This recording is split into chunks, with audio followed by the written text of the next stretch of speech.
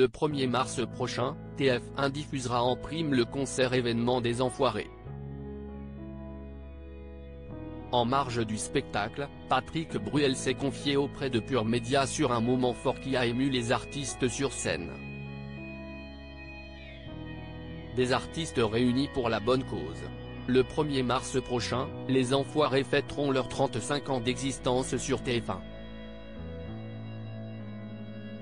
Depuis la création des Restos du Cœur en 1985 par Coluche, des centaines d'artistes ont rejoint la bande.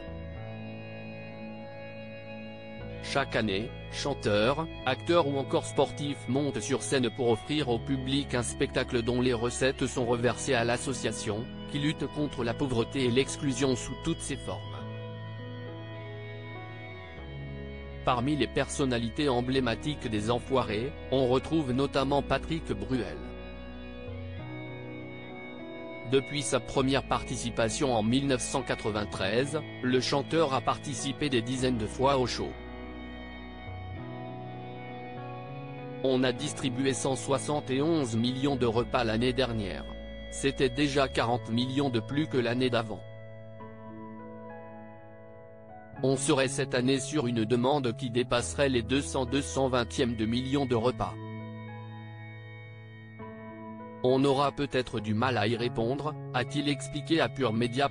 Patrick Bruel se confie sur les coulisses des Enfoirés au cours de cet entretien accordé à Pure Média. Patrick Bruel est revenu sur un moment fort en émotion vécu sur scène.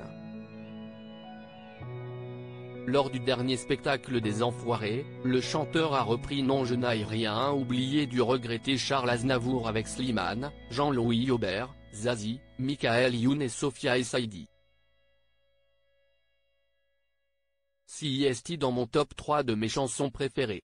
Je l'ai chanté pendant 2 ans en tournée, a-t-il expliqué, avant de se confier sur ce moment qui a ému tous les artistes. On était tous sincèrement au bord des larmes. Cela évoque quelque chose en nous.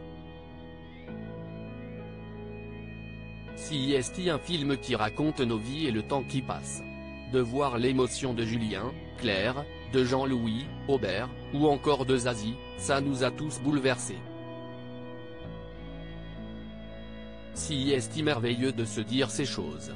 On est parti très loin avec cette chanson, a expliqué l'interprète de Place des Grands Hommes. Une séquence à découvrir prochainement sur TF1.